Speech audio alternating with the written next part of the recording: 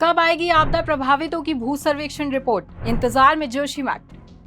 चमोली के जोशीमठ में हुए भू धसाव को करीब 3 महीने बीत गए हैं। जब ये भू धसाव हुआ उस वक्त कई वैज्ञानिक संस्थाओं की टीमों ने भू सर्वेक्षण किया था, लेकिन वैज्ञानिकों की रिपोर्ट का अभी तक कुछ पता नहीं लग पाया है, या फिर ये भी कह सकते हैं कि ये रिपोर्ट अभी तक सार्वजनिक नहीं हुई है। उस वक्त नगर में देश की कई वैज्ञानिक संस्थाओं की टीमों ने भू सर्वेक्षण किया था, लेकिन वैज्ञानिकों की रिपोर्ट का अभी तक पता नहीं लग पाया है। जोशीमठ के प्रभावितों को उनकी रिपोर्ट का बेसब्री से इंतजार है। अब वैज्ञानिक जोशीमठ को कितना सुरक्षित और कितना असुरक्षित बताएं, तो जाकर लोग भविष्य का कोई फैसला लें।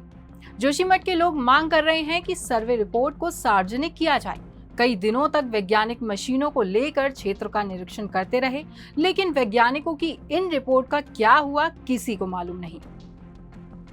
आखिर रिपोर्ट की जरूरत क्यों?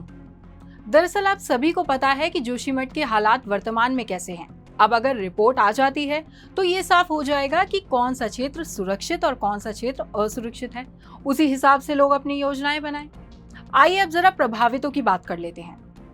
मकान का मुआवजा तो मिल गया है, लेकिन मकान कहाँ बनाएं यह भी तभी तय कर पाएंगे जब सर्वे रिपोर्ट आएगी। जिसे जमीन का अभी तक मुआवजा नहीं मिला है वो आज भी शिविरों में रह रहे हैं।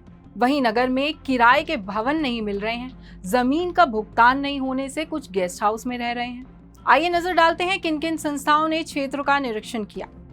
CBRI, Wadia institute, IIT Roorkee, NGRI Hyderabad, भारतीय सुदूर संवेदन संस्थान, भारतीय भूवैज्ञानिक सर्वेक्षण संस्थान, भारतीय मृदा परीक्षण संस्थान, राष्ट्रीय जल विज्ञान संस्थान।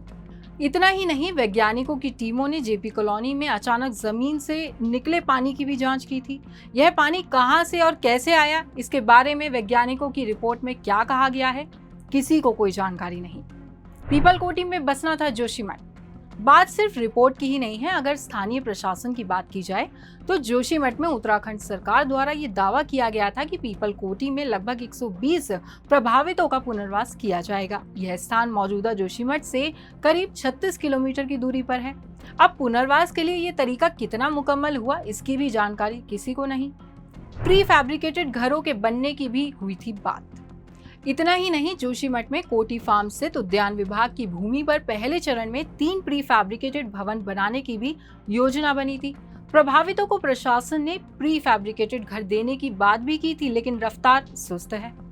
अब करीब 3,500 से ज्यादा लोगों की नींद चैन सब उड़ा हुआ तो है ही, और बस अब इंतजार इस बात का है कि आखिर इनका पुनर्वास होगा कब। अब आप ही सोचिए, ऐसे में जोशीमठ के प्रभावितों का भविष्य कैसा ही होगा। आप देख रहे हैं खबर उत्तराखंड। अगर आप हमें YouTube पर देख रहे हैं तो हमें सब्सक्राइब करें और बेल आइकन दबाएं।